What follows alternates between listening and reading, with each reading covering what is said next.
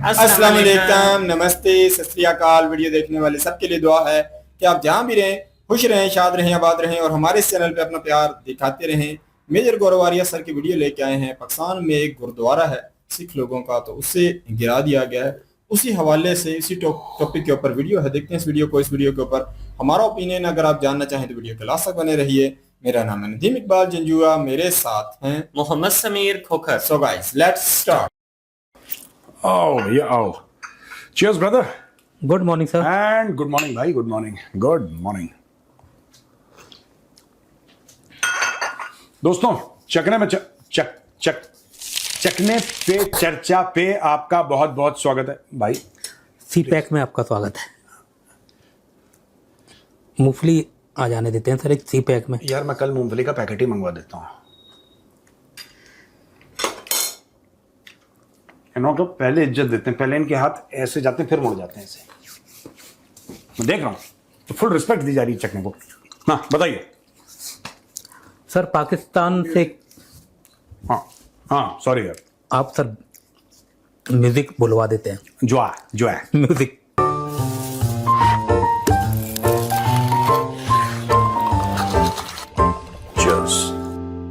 कल से हम ये बोलेंगे म्यूजिक जो है, ये ज्यादा जरूरी है। म्यूजिक जो है, बताओ सर। खबर वही पाकिस्तान से। पाकिस्तान के फर्रुखाबाद में एक 125 साल पुराना गुरुद्वारा मतलब तोड़ने की खबर आ रही है सर वहां से। कितनी शर्म की बात है। ये लाहौर से थोड़ा सा आगे है फर्रुखाबाद, और गुरुद्वारा साहिब श्री गुरु गोबिंद सिंह सभा, उसको तोड़ दिया पाकिस्तानियों ने। एक तो जब सिखों ने इसका विरोध किया और जो हिंदुओं ने विरोध किया तो उन्होंने बोला नहीं नहीं नहीं, ये तो 80 साल से यहां पे कोई नहीं है। ये सब झूठ बोलते हैं पाकिस्तानी। और मैं आपको बताता हूं क्यों तोड़ते हैं मंदिर, क्यों तोड़ते हैं गुरुद्वारे, तोड़ते क्यों है ये। एक तो जमीन घेरना, ये लाहौरी पास टाइम है जमीन घेरना। और दूसरी एक और बात है कि सबसे बड़ी बात, वो जो बिजनेसमैन ने तोड़वाया, ठीक है ना, बिजनेसमैन ने तोड़वा दिया, जो बोला कि भाई ये बिजनेसमैन जिसने वो तोड़वाया, उसको खुद किसी मौलवी ने बोला होगा कि देख तू जन्नत जाएगा, तूने काफिरों की जगह तूने तोड़ दी।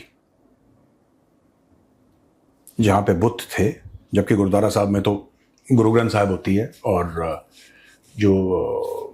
जो सम्माननीय गुरु साहब होते हैं उनकी फोटोग्राफ, मैंने तो यही देखा है। तो उन्होंने तोड़ दिया, उसको बोला होगा कि तू जन्नत जाएगा, तू इस्लाम की खिदमत कर रहा, उसने तोड़वा दिया।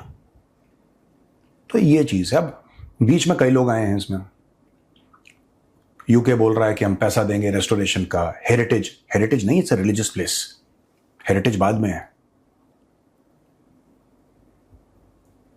आप समझ रहे हैं। तो पाकिस्तान में जितने भी मंदिर थे पोस्ट पार्टीशन, उन्होंने ज्यादातर तोड़ दिया पाकिस्तान में। आपको पता है ये जानबूझ के ऐसा करते हैं पाकिस्तानी, और जब इनको जूते पड़ते हैं फिर ये रोते हैं, फिर ये विक्टिम कार्ड प्ले करते हैं। पाकिस्तानी विक्टिम कार्ड में नंबर 2 है पूरी दुनिया में। नंबर 2 पे इनका स्पॉट है पाकिस्तानियों का। सीखते नंबर 1 वालों से ही हैं। सीखते नंबर 1 वालों से हैं कि पहले गलत करो, जब चप्पल पड़े तब रोना, तब खूब जो दहाड़ मार मार के रोना और विक्टिम कार्ड प्ले करना। ये कोई लाहौरियों से सीखा, लाहौरी चैंपियन है इसमें विक्टिम कार्ड प्ले करने में। आपने मंदिर तोड़े, आपने गुरुद्वारा साहब तोड़ा। कराची में एक मंदिर था, इन्होंने उसके ऊपर पब्लिक टॉयलेट बनाया जानबूझ के। ठीक है, ऊपर वाला देख रहा है, ठीक है। अब पानी नहीं है इनके पास, तो ये चीज है। मुझे एक बात ये समझ में नहीं आई, यहां पे ministry of external affairs India ने भी बहुत स्ट्रांग स्टैंड लिया उसके ऊपर। और अपनी प्रोटेस्ट लॉन्च करी। जाहिर सी बात है, करनी भी चाहिए। इंग्लैंड ने भी कुछ बोल दिया कि हम पैसे वैसे दे देंगे। ये खालिस्तानी कहां मर गए, मुझे एक बात समझ में नहीं आई। ये जो खालिस्तानी हैं वो कहां मर गए, अभी तक मुझे पता नहीं लगा। ये कहां मर गए? मैं पूछना चाहता हूं, ये पन्नू वन्नू टाइप के जो हैं फ्रॉडी, 2 नंबर के जेब कतरे, क्यों अपने बाप के खिलाफ बोलने में तुम्हें बुरा लग रहा है, डर लग रहा है कि फंडिंग बंद हो जाएगी? जो ड्रग का पैसा तुम लोग लेते हो पाकिस्तानी इंटेलिजेंस से, क्यों नहीं बोलते?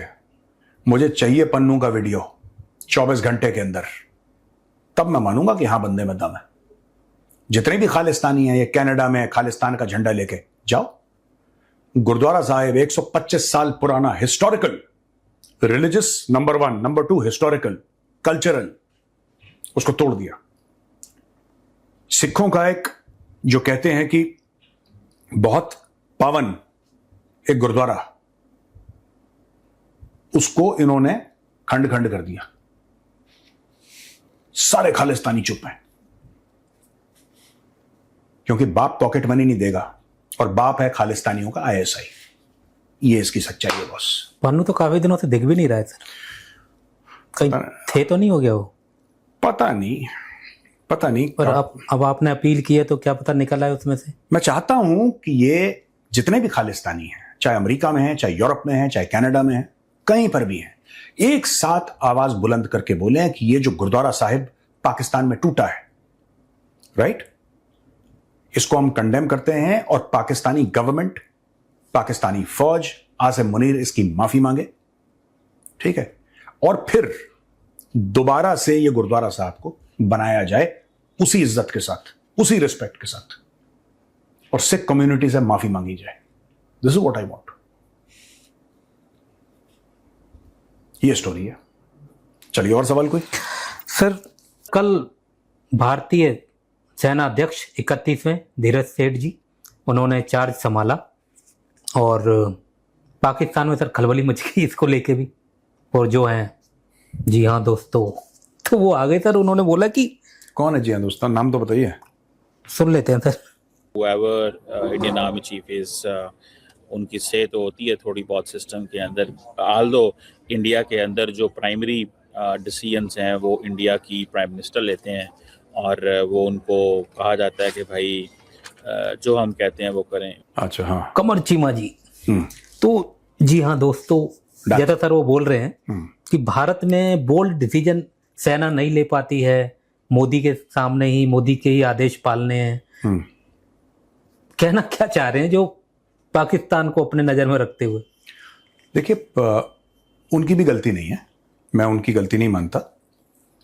पाकिस्तानियों ने कभी डेमोक्रेसी देखी नहीं है, पाकिस्तानियों ने डेमोक्रेसी कभी नहीं देखी है।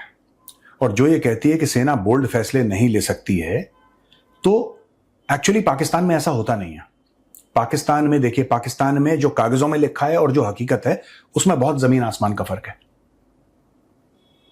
भारत के कागजों में यह लिखा हुआ है कि मोदी जी प्रधानमंत्री हैं और वो बॉस है।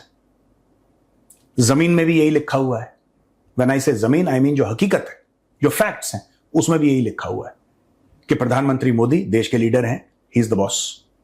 पाकिस्तान में यह है कि कागजों में यह लिखा है कि Shahbaz Sharif is the boss, लेकिन जो हकीकत है उसमें लिखा है कि Asim Munir is the boss. इसीलिए Pakistanis are perpetually in state of confusion कि क्या करना है, ठीक है।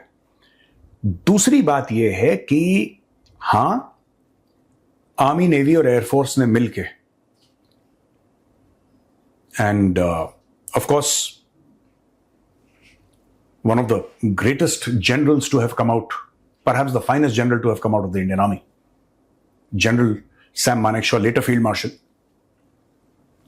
उन्होंने 13 दिन के अंदर सबके साथ मिलकर, आर्मी, नेवी, एयरफोर्स, सबका इसमें हिस्सेदारी थी, ईस्ट पाकिस्तान को बांग्लादेश बनाया। लेकिन हुक्म कहां से आया था? हुक्म पॉलिटिकल लीडरशिप से आया था, आदेश श्रीमती इंदिरा गांधी का था। और डेमोक्रेसी में यही होता है, डेमोक्रेसी में यही होता है, आदेश श्रीमती इंदिरा गांधी का था, है ना। जब भारत ने कारगिल में पलटवार किया, आदेश अटल जी का था।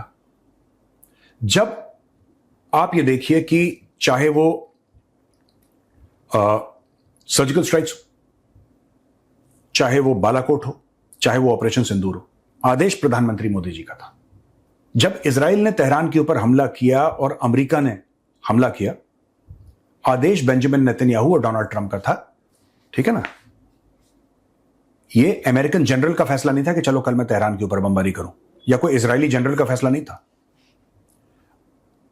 शी जिनपिंग जो है, Xi Jinping, he is the boss of China. अगर कल चाइना युद्ध लड़ता है किसी के साथ, भारत के साथ, किसी के साथ, तो वो शी जिनपिंग का फैसला होगा, वो चाइनीज जनरल का फैसला नहीं होगा। क्योंकि हर एक सेंसिबल कंट्री में यही होता है, there is a political leadership and to go to war is always a political decision, it is not a military decision. Military political decision को पूरा करती है मैदान जंग में। तो पाकिस्तान ने बोल्ड डिसीजन तो देख लिया भारतीय सेना का। अब इनको बांग्लादेश के लिए वीजा लगता है, पहले ऐसे चले जाते थे, वीजा लगता है ना बांग्लादेश जाने के लिए। और कितना बोल्ड डिसीजन चाहिए, दिखा तो दिया जमीन पे बोल्ड डिसीजन, और क्या चाहिए। ये अपने देश को मद्देनजर रखते हुए इन्होंने ये बात सोची होगी। मैं वही कह रहा हूं ना, इनकी गलती नहीं है। I do not blame the Pakistan, they have never seen democracy. और जो इनके पॉलिटिशियंस भी हैं, वो भी पागल के बच्चे हैं, वो भी जीएचक्यू रावलपिंडी की तरह बिहेव करने की कोशिश करते हैं। They try to behave like Pakistani generals in civil uniform और civil dress, not uniform, I beg your pardon, civil dress. ये वैसे ही बिहेव करने की कोशिश करते हैं। आपको लगता है नवाज शरीफ को बहुत बड़ा कोई डेमोक्रेट था? आपको लगता है शहबाज शरीफ को बहुत बड़ा डेमोक्रेट है? आपको लगता है इनका कोई भी प्रधानमंत्री को बहुत बड़ा डेमोक्रेट रहा है? नहीं, सारे के सारे जीएचक्यू रावलपिंडी की संतानें हैं। आपको लगता है कोई जुल्फिकार अली भुट्टो कोई बहुत बड़ा डेमोक्रेट था? जुल्फिकार अली भुट्टो, इसका नाना, ये क्या नाम है इसका, अरे ये जो ऐसे ऐसे करके बात करता है, भुट्टो, अरे वो क्या नाम है उसका, बिलावल, बिल्लो का नाना, जुल्फिकार अली भुट्टो, बिल्लो का नाना। वो पाकिस्तान का जो पहला मिलिट्री डिक्टेटर था आयूब खान, ठीक है ना, आयूब खान, उसको डैडी बोलता था वो, ये इतने क्लोज थे। नवाज शरीफ को पॉलिटिक्स में लाने वाला जियाउल हक। मैं आपको बता रहा हूं पाकिस्तान का काला इतिहास। तो बोल्ड डिसीजंस जो होते हैं सेना बैटलफील्ड में लेती है। पाकिस्तानियों ने क्या करा है कि अपनी पूरी किस्मत एक आदमी के हाथ में रख दी जो वर्दी पहनता है। डेमोक्रेसी में एक रिप्रेजेंटेटिव गवर्नमेंट होती है ना, कि भाई आप जब किसी को वोट देते हैं, अब मैं ये बेसिक्स मुझे समझानी पड़ रही है because Pakistanis don't understand this. जब आप, और मैं उनकी गलती नहीं मानता, जिसका इतिहास वैसा रहेगा वैसे ही होता है। जब आप किसी को वोट देते हैं, आपका एमएलए है, आपका एमपी है, तो वो जयपुर में जाके, जैसे आप राजस्थान के रहने वाले हैं, वो जयपुर में आपकी आवाज है। जो आपका मेंबर ऑफ पार्लियामेंट है वो दिल्ली में आपकी आवाज है। लेकिन वो मेंबर ऑफ पार्लियामेंट की जो पावर है वो कहां से आती है? वो लाखों लोगों से आती है जिन्होंने वोट देकर उसको विजयी बनाया। That is the crux of democracy. चाबी वही है डेमोक्रेसी की। बोल्ड डिसीजंस का क्या मतलब है? फौज ने क्या, फौज को पॉलिटिक्स में बोल्ड डिसीजन लेने का हक है ही नहीं। फौज जो बोल्ड डिसीजन लेती है वो, अब जैसे मोदी जी ने बोला कि पहलगाम का ये टेरर अटैक हुआ है, पाकिस्तान को सबक सिखाना है। अब मोदी जी ये थोड़ा ना बोलेंगे कि यहां पे स्कैल्प चलाओ, हैमर चलाओ, यहां पे ठोको, यहां पे ब्रह्मोस मारो 15-20। ये मोदी जी थोड़ा ना बोलेंगे। या इनके जो इनका मिलिट्री बेस है या एयर बेस है वहां पे हमला, ये मोदी जी थोड़ा ना बोलेंगे। मोदी जस्ट ओके, ठीक है, वॉट एवर यू थिंक, फिर जो भी आपको ठीक लगे आपके, मैं आपके साथ हूं, जो आपको ठीक लगे आप करिए। यही तो बोलेंगे मोदी जी, और क्या बोलेंगे? कहीं आप चाहते हैं कि मोदी जी वहां पे एक पॉइंटर स्टाफ लेके खड़े हो जाएं सैंड मॉडल के ऊपर, ये रेड लैंड और ये ब्लू लैंड है और वहां पे पूरा एक, ये थोड़ा होता है यार। इन्होंने तो देखा वही है ना, सिक्योर फोन पे फोन आया कि फिर मेरे को बोला कि हमला हो गया। हाँ, देखिए बात यह है कि पावर जो है पाकिस्तान में वो फौज के साथ है, चाहे प्रधानमंत्री कोई भी हो। इमरान खान यही बोल के तो गया है कि मुझे फैसले नहीं करने देते, सारे फैसले तो रावलपिंडी से होते हैं। इमरान खान ऑन रिकॉर्ड बोल कर गया है, नहीं करने देंगे वो, किसी को नहीं पनपने देंगे वो। तो इसीलिए पाकिस्तानियों को एक बात इनके जहन में आ गई कि यही तरीका है, यही सही है। क्योंकि उन्होंने और कुछ देखा नहीं है. Pakistanis have seen absolutely nothing. जिस आदमी ने जीवन भर सिर्फ अगर पानी ही पिया हो और आप उसको कॉफी पिला दो, वो कहेगा ये क्या चीज है, मैंने तो देखी नहीं, ये तो गलत है. उसको नहीं पता. और सर जैसे देशों के राष्ट्र अध्यक्ष मिलते हैं, आपने एक वेलकम बॉय की तरह अपने सेना अध्यक्ष को वहां खड़ा किया हुआ है कोट टाई पहना के, ये इन्हें अच्छा लग रहा है? वेलकम करने के लिए अपने प्रधानमंत्री को खड़ा कर रखा है. सेना अध्यक्ष जो है डोनाल्ड ट्रंप, ये मानता है कि पाकिस्तान का लीडर आसिम मुनीर है. डोनाल्ड ट्रंप को पता है कि उनका जो प्रधानमंत्री शहबाज शरीफ है वो फर्जीवाड़े का है, क्योंकि पाकिस्तानियों को यही पसंद है. देखो, मोहम्मद बिन कासिम और Ghori Ghaznavi, Osama bin Laden, इनको यही सब चीजें पसंद है पाकिस्तानियों को. आप उनसे सेंसिबल बात नहीं कर सकते, क्योंकि आपका और उनका जो कल्चर है, आपकी जो उनकी तो खैर मर्यादा होती नहीं है, आपकी जो मर्यादा है वो उनसे बहुत अलग है. आप उनसे सेंसिबल बात नहीं कर सकते. मैं एक वेटरन हूं, मैं एक एक्स आर्मी ऑफिसर हूं, मैं आपको बताता हूं, सेना अपने काम में बहुत अच्छी है. अगर आप सेना को पॉलिटिक्स में डालेंगे तो उससे पॉलिटिक्स भी खराब होगी और सेना भी खराब होगी. सेना का एक काम है देश की रक्षा करना, इसके अलावा सेना का और कोई काम नहीं है. देश की रक्षा करना, and the threats could be foreign, they could be domestic, they could be internal strife. जो हम लोग कहते हैं कि रिक्विजिशनिंग होती है, एड टू सिविल अथॉरिटीज, हमें सिखाया जाता है कि एड टू सिविल अथॉरिटीज. कभी कभी क्या होता है कि जो सिविल वाली सरकार है या अथॉरिटीज है वो ओवरवेल्म हो जाते हैं, वो नहीं मैनेज कर पाते, तो सेना आती है उनकी मदद करने के लिए. इसके अलावा आर्मी का स्टेट के अंदर कोई भी दखल नहीं है. आपको क्यों लगता है कि अंग्रेजों ने एक कानून बनाया एक जमाने में, और पहले भी छावनी होती थी, ऐसी बात नहीं कि अंग्रेजों क्या. सेना हर समय अलग रहती है. सेना कैंटोनमेंट में रहेगी या कोई मिलिट्री का इलाका होगा, वहां पे सेना रहेगी. ठीक है ना. आपने यहां पे देखा है नोएडा में सेक्टरों के बीच में सेना रह रही है? नहीं रह रही ना. क्यों? उसको जानबूझ के सोसाइटी से अलग रखते हैं. It's a very very powerful weapon. किसी भी देश की जो सेना होती है बहुत एक जबरदस्त ताकतवर हथियार. They are armed, they are trained, they are disciplined, they have unity of thought. तो खतरनाक तो है ही भाई. And they can inflict tremendous violence. They have the capacity and the capability and the training to inflict violence. लेकिन देश को चलाते वही हैं जो देश की जनता को रिप्रेजेंट करते हैं. ये कहते हैं कि मोदी जी को वो रिपोर्ट करेंगे. और किसको रिपोर्ट करना चाहिए भाई? और किसको, आप बता दो किसको रिपोर्ट करते हैं. And by the way the army chief reports to the defence minister, not to the prime minister. And that is the way it should be. आज की तारीख में हम ट्रंप की बात कर रहे हैं. आपको ये बात पता है, एक जनरल था, आई थिंक जनरल मैकेलिस्टर, क्या नाम था, मैं नाम ही भूल गया उसका. हो सकता है मैं गलती नाम आपको बता रहा हूं, please correct me if I am wrong. आप नीचे लिखिएगा. अमेरिकन जनरल था, उसने रोलिंग स्टोन मैगजीन को एक इंटरव्यू दे दिया. और 4 स्टार जनरल था वो. He was a 4 star general. उसने दे दिया रोलिंग स्टोन मैगजीन को, very was critical of Barack Obama. Obama ने चलते जनरल की छुट्टी कर दी 48 आवर्स के अंदर कि सर आप जाइए, बहुत हो गया, केक वेक काटो इनका, ढोकला वोकला गला उनको, बहुत अच्छा इन्होंने काम किया, बाय बाय. डेमोक्रेसी में ऐसी होता है यार. पीट हेग्सेथ है, वो कितने जनरल फायर कर चुका है अमेरिका में. अच्छा करा बुरा करा वो बात की बात है, उसको नहीं करना चाहिए था, मैं भी कह रहा हूं, लेकिन डेमोक्रेसी में ऐसी होता है. पाकिस्तानियों की बात समझ में नहीं आती. पाकिस्तानियों को क्या समझ में आता है कि जो पाकिस्तान का चीफ ऑफ आर्मी स्टाफ है उसने पता है एक प्रधानमंत्री को ना फांसी लगवा दी. वो तो है, वो तो उसका हक है. और आप रक्षा मंत्री की बात कर रहे हैं सर, वो जो है अंकल है, उनको पता भी होता होगा सेना क्या करने जा रही है. जो ख्वाजा आसिफ है, जो है अंकल, वो तो नकली पिज्जा हट के फीते काट रहा है. उसका काम उतना ही है. वो असली वाले के भी नहीं काटने देते उसे कि भाई तू जेन्युइन डोमिनोज या केएफसी या पिज्जा हट के तू फीते काट दे. जेन्युइन नहीं, कह रहा तेरी औकात है तू नकली के फीते काटेगा.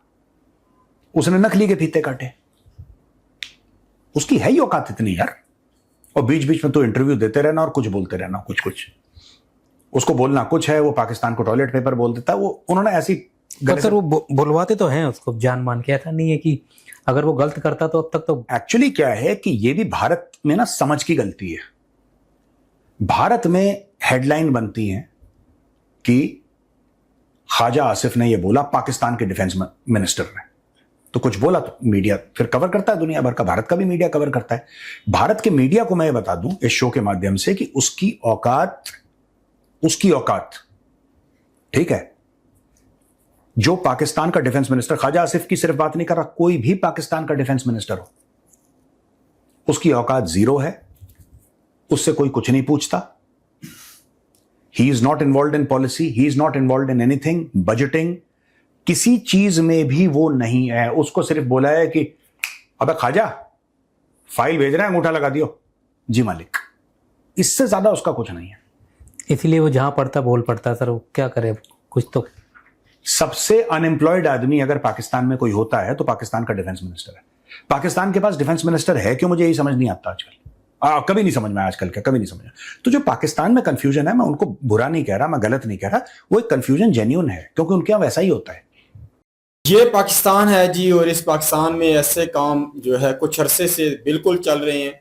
किसी को भी टारगेट कर लिया जाता है और उसको वो कुछ भी कर देते हैं, कोई पूछने गीछने वाला नहीं है। यहाँ जो है कानून लाकानूनियत की कह लो कि एक कैसे हवा चल रही है। जैसा कि अगर ये देखें, बहुत सारे कह सकते हैं, और भी अगर आप देख लें, महरम बलोच वाला, बहुत सारे किस्से हैं, हम नाम लेकर बात नहीं कर सकते। तो बहुत सारे किस्से ऐसे आ चुके हैं हमारी नज़रों के सामने कि उनकी FIR नहीं हो रही, कि उन लोगों के ऊपर किस चीज़ का कह लो कि उनको टारगेट किया गया। बहुत सारे केसेस हैं। तो मैं ये कहता हूँ कि ये जो गुरुद्वारा हटाया गया है, तो यहाँ फिर बिजनेसमैन का एक नाम आ रहा है, तो यहाँ यही चल रहा है। मैं हकीकत बात करूँ, यहाँ जो है बड़े बड़े बिजनेसमैन जो है जगह खरीद रहे हैं और अपनी कानूनियाँ अच्छी अच्छी बना रहे हैं और अच्छा पैसा बना रहे हैं। तो उन्हीं लोगों का कह लो कि यहाँ एक कह लो कि ग्रिप चल रही है इस कानून पूरे पाकिस्तान के ऊपर, और उन्हीं की सहूलियात के लिए यहाँ काम हो रहा है। जो अमीर बंदा है ना, वो और अमीर होने के रास्ते ढूंढता है। तो पाकिस्तान ऐसा मुल्क है, यहाँ के अमीर लोग और अमीर होने के लिए बड़े काम कर रहे हैं, उन्हीं के लिए कानून बन रहे हैं, उन्हीं के लिए सारी कह सकते हैं कि हाउसिंग सोसाइटी की जगह उन्हीं को प्रोवाइड की जा रही है। जो गरीब है वो दलदल की चक्की में पिसता जा रहा है, उसके लिए हमारे मुल्क में बिल्कुल कानून नहीं बनता। और मुझे बड़ा अफसोस से कहना पड़ रहा है कि हमें जो है, हमारे ऊपर इल्ज़ाम लगता है पाकिस्तानियों के ऊपर कि ये अपनी जो इनकी जो मेजोरिटी में जो लोग हैं, वो जितनी भी छोटी मेजोरिटी के मतलब हैं कास्टें हैं, उनके साथ ये अन्याय करते हैं। तो ये हमने एक और कह सकते हैं कि ठप्पा लगा दिया कि हम ऐसा करते हैं, हालांकि ऐसा नहीं होना चाहिए था। देख लें कि 100 साल से ज्यादा इस गुरुद्वारे को बने की इसकी हिस्ट्री के बारे में बता रहे हैं कि 100 साल से भी ज्यादा हो गया है। तो मतलब ये पाकिस्तान से पहले बना हुआ एक गुरुद्वारा है।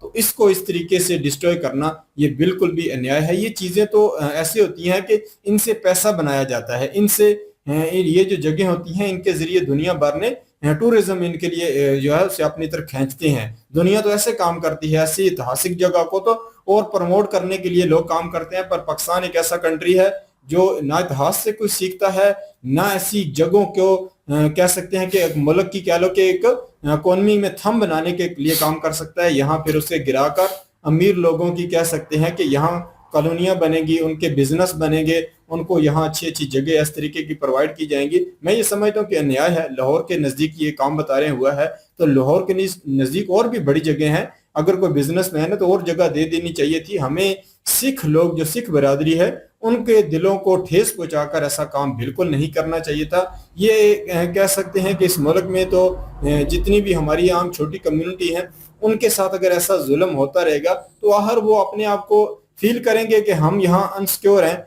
तो फिर कहीं ना कहीं वो यहाँ से पलायन करेंगे। पलायन नहीं भी करेंगे तो वो उनके जो थॉट हैं आउट ऑफ कंट्री में बताते रहेंगे। जैसे मतलब किसी के रिलेटेड इंग्लैंड में है तो उनको बताएंगे, बात निकलेगी कि यहाँ की वो कम्युनिटी कितना अपने इस मुल्क में रहने की वजह से खौफजदा है।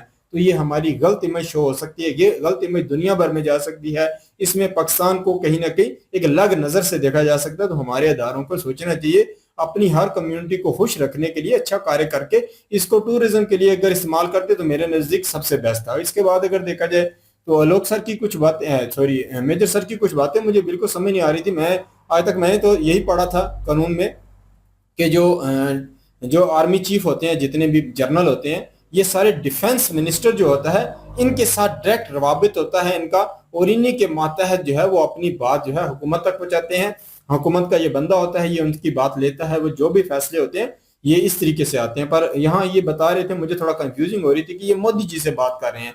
तो मोदी जी से भी बात कर सकते हैं, यह तो गलत नहीं है। मोदी जी भी इस मुल्क में उन्होंने एक अच्छी इमेज बनाई है अपने मुल्क की भी, और अपने अदारों को भी उन्होंने कह सकते हैं कि उनको पावर दी है। तो उन मोदी जी से भी अगर बात कर ली जाए तो कोई मसला नहीं है। पर यह है कि असल जो फोर्सेस होती हैं, ये डिफेंस जो जो मिनिस्टर होता है, तो उनके साथ इनके खास रवाबत होते हैं, उन्हीं के साथ इनकी पूरी डिस्कशन होती है। मुल्की हालात, आउट ऑफ कंट्री के को मामला डिस्कशन करने हो वो भी, या इन कंट्री के इन साइड में जो मामला होते हैं उनको भी अगर डिस्कस करना हो तो वो सारे इस तरीके से करते हैं। तो यहाँ कहीं ना कहीं जो है एक काम इंडिया में इस तरीके का हुआ है। तो यहाँ मोदी जी की भी इतनी पावर है, मोदी जी कह सकते हैं कि मुल्क में इस तरीके की एक नई, कह लो कि एक बहुत बड़े अरसे के बाद कह सकते हैं कि इंडिया को एक ऐसा बंदा मिला था जिसने इस मुल्क की इमेज को बेहतर बनाया, इस मुल्क के हर अदारे को मजबूत करने के लिए अच्छे अच्छे कह सकते हैं कि फैसले उन्होंने किए। फिर उसके बाद इस मुल्क की जो आर्मी है उसके पास कैसे हथियार होने चाहिए, कैसी पावर उनके पास होनी चाहिए, मोदी जी ने बड़े अच्छे तरीके से समझा।